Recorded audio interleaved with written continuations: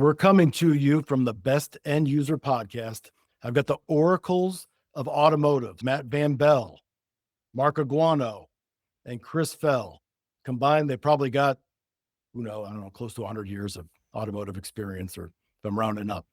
But today we're going to talk about EVs. We're going to talk about whether or not you should keep them, hedge, go heavier on them. We're going to talk about what's hot, what's not selling at the auction, what you should lay off of, and what you should lean into. So let's start off with EVs. Situation coming up. There's this deadline. Everybody's pre-selling all these EVs, new EVs. The lease payments are getting even crazier. Let's talk about Tesla and the Hyundai Ioniq 5, Ioniq 6, and the Prologue. So, Matt, what are you seeing on Tesla Model S's? Yeah, I mean, this is probably a great question for Chris, but I think we're seeing the Tesla market sort of still hold its own. We talk about there being an electric vehicle, and then we talk about there being a Tesla. As we're seeing these MMR numbers that are transacting or hugging the lower end of MMR, or maybe dipping a little bit underneath of that as we're going through the market here, the Tesla market is still the strongest EV market out there. Is that what you're seeing, Mark, when it comes to Model X's? Yeah, the higher dollar stuff is definitely getting softer, but it seems like anything higher dollar, not just an EV thing. August wasn't a great month retail wise. It definitely wasn't a great used car month, and it wasn't a great auction month. Whether we're talking about the EV market or the fact that we're getting ready to turn another calendar year where 26 is already starting to hit the ground, it opens up the door for more things to consider. Collectively, the EV market is high dollar and X's and all this type of stuff.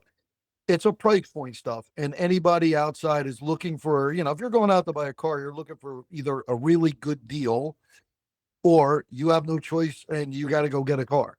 The regular shopper is just not out there, the kick the tire guy. And, this ain't 2020 any longer, or 2021. We're back to the way things used to be, where you got to fight to get a car deal and actually make the customer happy again. And no matter what sector you're in, we're back to square one and back to the basics as far as I'm concerned. Chris, if somebody's looking for opportunities and they want to zag while everybody else is zigging in a certain direction, where are the opportunities when it comes to EVs that dealers right now this week should be considering? Low day supply, low days on market. That's a great question. I think the biggest determinant of that question is the tax implications. You're talking about $7,500 on a new car, $4,000 on a used car. We can't put that into what's going to be a good deal at this point. What I have seen, though, is they softened up. These overall, even Teslas, they almost don't behave like an EV. Starting to see those get a little bit picky and choosy, even down into a sub $25,000 Model 3 or something like that. As we're getting closer to the date here, you can already see it. If we had to watch the GMC Hummer SUV come through, I think MR 69,000. We're happy to get 65 to be able to get it sold, and just fighting to get there. We had a Mercedes EQS, MMR is 98,000. Only bid was 72 or 73. AccuTrade was 71,000. Target auction on that. We are ahead of the game, but opportunity-wise, EVs at this second, you got to sit on the sideline for just a little bit longer to see where it starts. Because right now, I just think it's a total unknown with the tax credit going away. That was a major catalyst behind that market. So you yank that back, there might not be any opportunities for a minute.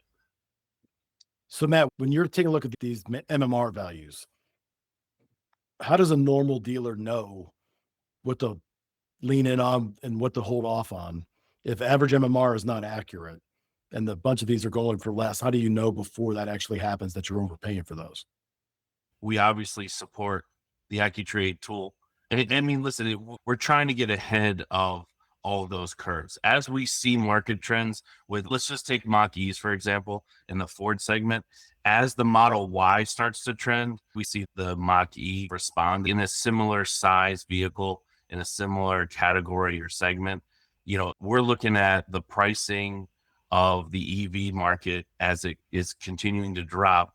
But to Chris's point, to sort of wait on the sidelines for exactly what's going to happen when we see this October come through, where we're going to have those tax credits disappear, it's going to be one of those things where for right now, we're being extra cautious on the EV side. So what about, Mark, if somebody's looking right now at a Porsche Taycan or Mercedes-Benz GLB, what's your advice to them on that? Right now, the market is definitely saturated with those cars. And because there's so many of them out there, you can pick whatever you want. They have them in lease or loaner service, coming in off lease, and enterprise with no roofs and base cars. They're everywhere. Make sure the ones that you buy definitely have the right options and those types of things. On the flip side of the coin, what was the other car we were talking about, Brian? EQB or GLB. GLB, same thing. I mean, plenty of them out there. You're not going to look very far. Definitely not a great day on market. Definitely not something, in our opinion, right now that we're going to gravitate to. Listen, if you trade one, it's great. If you trade it at the door, but it doesn't appear that people are running out from an auction value standpoint. And God forbid if it has any type of past history, Carfax or auto check type history to it, they're very, very tough to sell to a retail customer and even harder to get rid of at an auction. Either one of those cars right now, particularly very soft stuff. So Chris, Maserati Levante, I know that's one of your favorite cars. But when the bottom's been going down and down, I keep thinking it's at the bottom, and maybe it has bottomed out. What's the signal that, it's actually, well, everybody else is like I am definitely afraid of those things, and I don't know where it's going to stop. What's the signal for when you should buy those when nobody else wants to? Chris, just tell them when it be. Exactly. We were chatting about it a little bit before the calls. We were talking, and Levante got so cheap, it's like a RAV4. Okay. And yes, we're joking about the Maserati thing. I probably would not own one. But as we always say, it is a ton of car for the money. And it's a great cheater car. What's a cheater car? Well, the cheater car runs along the spectrum, but a cheater car, well, to put it in the basics, is like, hey, you're the big Mahaf. You're driving the big Mahaf car, but for not the big Mahaf money. Okay. It might be a 2024 S580, but it might have 65,000 miles on it. But no one knows the difference, except it was $15,000 cheaper for you to get into it. So there you go. You got a good one with a bad Carfax. Exactly. Or you get like a 5-6-year-old luxury, like an E-Class with a sport package. And, from a wholesale perspective, you have one of your dealers is trading one and MMR is 20 and they're saying, I want to be, what do you think, 18? Can I go to 18 too? As a wholesaler, you're saying, an E-Class, it's 5 years old. It's got 20,000 miles for a year. And it's got a sport package. I think you could probably put $20,000 onto that car. It's a cheater car. You don't have to worry about selling it at the auction. They tend to be easy to sell retail. A good book car falls into that category. And Levante's got very cheap. Maseratis in general don't hold their value well. And when you're sitting there buying some of these things, I bought one a couple months ago. I believe it was a 2019 Levante. Nice big wheels, 40,000 miles. I think I was able to pay like $20,000. I was like, yeah, we kidding me? $20,000 for this car. But yeah, I think that's what you're seeing there. I think they've gotten so cheap. Their gremlins either have been fixed or people know how to fix some of the problem areas with them. And off we go. So speaking of 20 grand, Matt, Nissan Muranos. Let's say you're a Lexus store, you're a non-Nissan store, and you don't know the brand, and they're just looking at average, auction values on that car, and they don't know all the other stuff. What should people be thinking about? Because it seems like those are softening up. Yeah, we just talked about that earlier, right? This body style change on some of these cars, these complete remodels, definitely tank that year behind depreciation. In Murano's case, we're talking about a 24 depreciation. That level is significantly higher just because of a brand new model from the whole way up. Mark, on the Audis, right? That's something that you go through pretty often, right? Right now with the Q5, is that the brand new one? Yeah, so they redesigned the SQ5 to the A5 is a new body style now. And then they got some other ones that are all electric, new trim level, new car, Q6. Haven't really seen any of them on the road. They haven't retailed any of them. but they do lease unbelievably well. So that's a whole nother topic. Right. And Let's dive into that topic. So let's say you've got an example of a new Audi that's got a crazy lease deal, what the ripple effect is on the used car market with it. Since we're on the EV topic, one of my favorite cars with past history is an Audi E-Tron GT that, we talked about on here in the past. Great looking car. It's an unbelievable car. So I think they just raised the MSRP. I think new MSRP is 125, if I'm not mistaken. It's up almost 10 grand now. Yeah, when it's not selling, why not raise the price? Well, so what they did was, it's like everything else. It's kind of like the Maserati theory, right? So they raised the price, the MSRP, so they can give you a bigger discount, make it feel like you won. 'Cause you can get like 50 grand off a new Maserati. Anybody would know that. But it's pretty crazy that the lease program was presented to me this week. We used to have one and we need another card, so to speak. It was 15,000 off.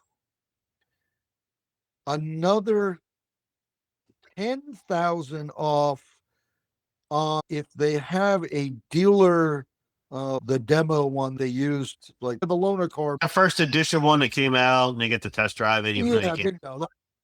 so there's another 10,000 off that.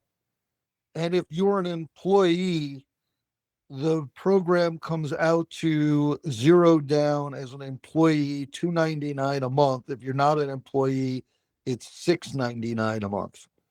No money down on a 125 car. I'll take one. Pretty unbelievable. The only problem that you run into with that is the lease originally used to be a 12-month lease, but now they're making you keep it 36 months. And as long as you don't get into an accident, which I'll tell you firsthand about, trying to get these cars repaired is a whole nother topic in its own right. But as long as you don't hit nothing or nobody hits you, it's a spectacular deal. The reason they jacked up the price is because it used to be you would get 200 miles on a charge. Now I think it's 300 miles. So should be worth that more. Yeah, we're talking about a brand and the past couple examples, an Audi and a Porsche and a Volkswagen. Yeah, you got to understand their leadership's also come out in the past month saying we're going down the wrong road, restructuring their product mix too, because if they might have went to EV, their mix a little too fast versus keeping an ICE EV mix. So be interesting. Like the Toyota. And well, on that note, Chris, Porsche 718 Boxsters look like they're going up when everything else is, going the other way. Yeah. What's driving that? That's a good point. We're talking about EVs and stuff in Porsche. So the new Porsche Boxster Cayman is going to be an electric vehicle only. So the ICE vehicle, internal combustion engine, 718 Boxster Cayman are the last ones, and they cease production next month. So they're only going to be electric for that. And that's, so that leaves the only gasoline engine Porsche 911, and your price of entry there is 130,000 plus, where you used to be able to be in a Boxster for $75,000, $80,000. It's a mid-engine car. It's going to be interesting to see what happens as a Cayman owner. Let's see what happens value-wise, but I think those cars will hold strong, and especially some of the special ones could creep up as time moves forward. And I'm also seeing BMW 4 Series is one of the biggest increases year over year, which surprised me. Could be a good lease program and things like that with those. Nothing's grabbing me. Not that it's not happening. There's a couple surprises on this list, like Jaguar's on that list. Jaguar started pulling out of their single point stores all over the country. If you have a single point Jaguar store, they started taking it back, and they're only, they're trying to get out of the United States is really what they're trying to do. So that would make sense to me. It's very hard to find a good Jag. I love me a good Jag. A good Jag is hard to find anyway. They started taking cars out of the marketplace left and right. So there's even fewer in the marketplace as far as an auction setting. So there's a good one at an auction. Tell me about the Jeep 4XEs. Yeah, I mean, those are the cars right now that you should go out and try and find a lease for before the end of the month. Chrysler's completely kind of switched their stance. They ended the Challenger electric car with these 4xEs. I think everyone's fearing that tax credit going away. So like that's where those lease programs have rode in. But I mean, we saw a handful of the 4xe Sahara altitudes. And again, they're $70,000 list cars, right? Are bringing back at auction in the upper 30s, 40 grand. There's still a significant drop off as far as the depreciation piece of that, but those have been popping up a little bit more lately. And I think that's because they're trying to capture that end tax credit on the used one. But what we're seeing on those is the Grand Cherokees, especially, those seem to be really tough to move. But the Wranglers themselves seem to be kind of holding themselves, which, I guess makes sense because the Wrangler's the more desirable trim anyway, or the more desirable model. Is it all the Cherokees, or is it just, are there any trims that are? You rarely see a Trailhawk with the crab walk Trailhawk that they have. Those cars seem to still be okay. But yeah, those base model limiteds with no roofs don't seem to be that desirable at all in the secondary market from what we're seeing. So let's close it out with a couple other vehicles. Hyundai Ioniqs. I know a 5's different than a 6 and all that stuff, but what's your take on those? Well, I would just say that as we're seeing the EV market, those cars have taken the depreciation in the earlier years. So I don't think you see it as significant in these current models that are coming out. That's at least how I see those, that Kia EV6, the EV9. Those cars, I feel like have all taken that depreciation strong enough in the 24s where they were price adjusted into the future models. That's how I see those cars. Chris, you see it the same way? Yeah, I think Matt's exactly right. They're right in a price point. Plus, they've taken a lot of the hit. They've been out for a few years. I think manufacturers have gotten a little smarter to the supply aspect of it too. So where they don't have tons of them sitting around to where they're ultra incentivizing them. But yeah, I just lopped that into the EV group and let's see what happens in the next 30 days. Your opportunities might be to get rid of it now while you can. If we're talking about if you have stuff in inventory, especially if you have stuff that's been sitting in inventory even 30 days, 35 days, and if you're trying to trade something and you're looking at MMR, it's best to sort by transactions. And you want to look at the recent ones because that will tell you a better story of what's starting to happen with these EVs. But yeah, I think they'll behave just like the rest of them. So Mark, on October 1st, when the EVs start coming around, the Honda Prologue $249 leases are over, or maybe they don't, right? Maybe some of these OEMs continue to do some lease incentives. What's the first thing you're looking for to see where the market's going? Well, you got to wait till the incentives come out because they're not just going to all of a sudden feel like you're stuck with them. So you're going to have to wait for the incentives to come out, and that's going to dictate what they're going to end up doing. I believe we're done with the government end of the incentive, but we're definitely not done yet with the incentives on EVs. They're still going to be moving forward with them. What the time frame is, and every month, as we all know, the dealers come up with new incentives, all the manufacturers, and I don't think that payment is $240 a month is all of a sudden now going to go to $600 a month. They're going to find a way to do some kind of subvented rate deal to keep the product moving forward. Whether they do another year of a Prologue or whatever, that'll be another conversation. Well, they've got parts contracts with these suppliers, and they've got certain things that have to go through a certain period of time. They can't just, not all of them are equipped to be able to just convert, as we've seen. Some of them can convert to a hybrid assembly line, but to go from straight EV to ICE, they've proven they can't do that quick. We'll just kind of wait and see how that unfolds, and then we can adjust from there. Because whatever you see there is directly going to impact what the auction looks like. That Mark's talking about taking over the tax credit. So they're going to chop the price of that car. You won't have a used car tax credit anymore, but if that new one goes down $4,000, so does that used one or close to it. Do you think that $4,000 used EV credit affects the market that much? I think it has enough. For a $25,000 car, yeah, I think in that price point, that's a heck of a lot of money. It's a good chunk of change off a car. You can't go out and buy a $25,000 list car and get $4,000 off. Do you think that some of it was pulling like a $26,000 or $27,000 car down into that sub 25 grand range? And that you think that people were selling it a little bit lower because they know it's definitely going to move. Second part of the question is there's a minimum, what, $13,000 thing to qualify for that $4,000? The next thing I wonder is, was it artificially inflating a $10,000 car to 13 grand to keep it within that window? I haven't seen many $10,000 EVs except like a BMW i3 or something like that. Right. Or I've seen Teslas that cheap, but they got a ton of 150,000 miles on them. 13,000. I'm talking wholesale. So retail, you're talking upper teens too. but I think with that tax credit going away, dealers that were maybe taking a shot on those cars, like an Audi store or a BMW store, that would maybe go source a Model 3 because they had that significant tax credit and they could get to that payment. Or to your example before of when we're talking about the Toyota store with a Camry lease or a Tesla Model 3 lease with the technology piece of that. I think with that tax credit going away, you're going to miss that opportunity for those off-brand stores that had an advantage. Will that hurt the secondary market? I think it will, because it takes those dealers out of the market that they were necessarily chasing. That's an excellent point. That's a very good point. It's a switch.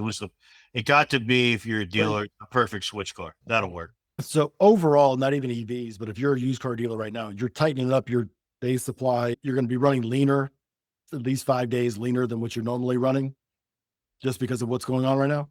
The other part to that, which I find really interesting, is guys used to be a little bit more honing in on what their own product was. That's kind of not the deal any longer. Now it's just more about days on market. If they can't buy their own product for the price that makes the most sense, they're starting to venture off into other things that have low days on market. They're finding that they're having a lot more success than they thought they would. So that's been the big push that I've seen the last 60 or 90 days. Hey, listen, we'll try that Tesla for 25,000 because it's got a 28-day market supply. We can sell that car. Why not us? That's what these guys are starting to ask themselves. You're starting to see CarMax and a lot of these guys bidding on stuff they don't traditionally buy to open up their customer base. BMWs anymore.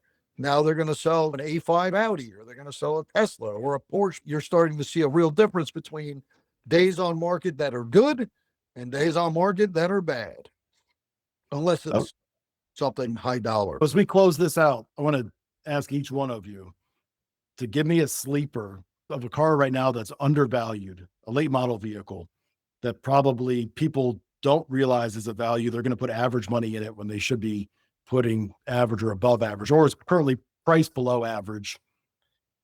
And people aren't putting average money in. It looks like Mark can't think of a good sleeper right now. What's something, Matt, that somebody's not thinking about? I'm thinking of like a Polestar, right? Polestar right now has a low market day supply, low days on market. There's nothing sexy or exciting about a Polestar, right? It's just a vanilla car, but it sells quickly. It's a good price point. If you're buying something right now, what do you think is low risk, good value, something that people probably don't have on their radar?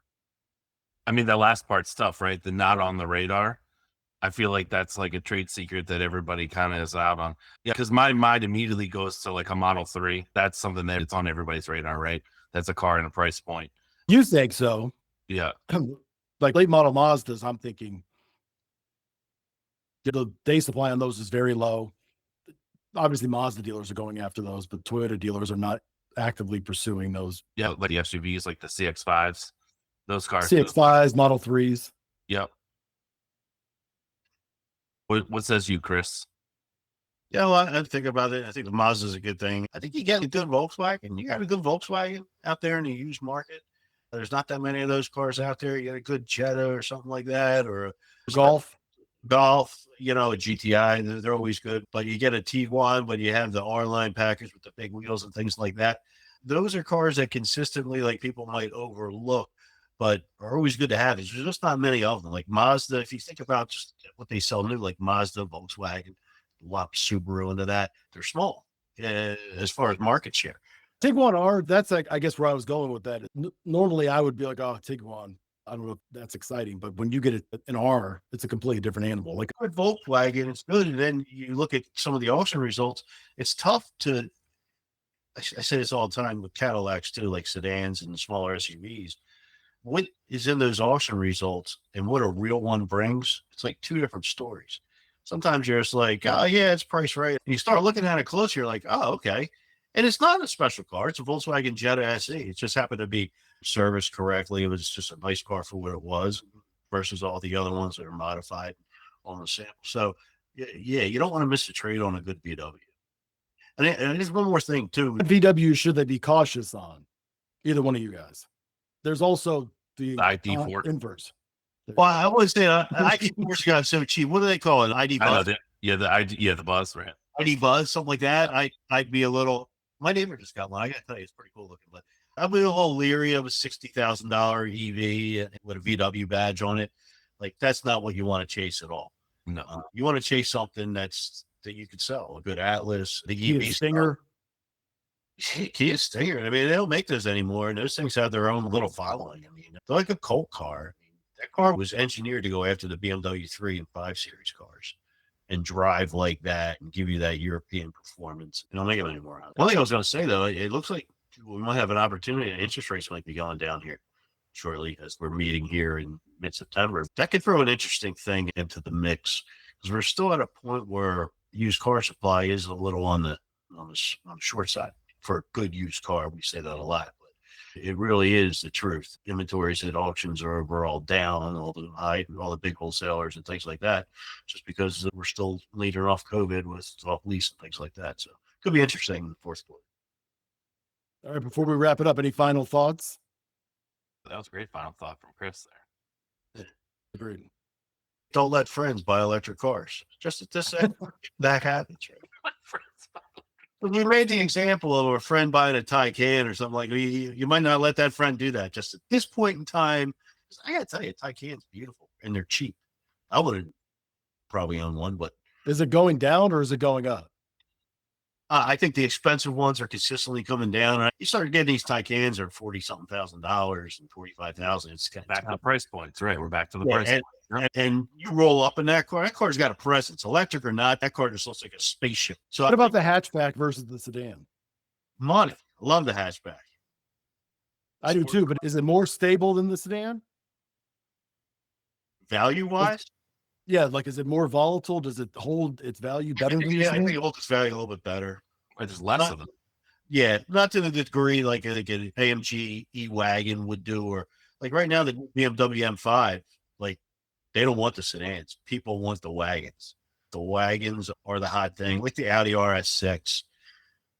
What do they call them? Shooting brakes or whatever. I'd love an AMG wagon. Be great. All right. So on that note, we're closing it out until the next episode of the Best End User. All right. See you guys.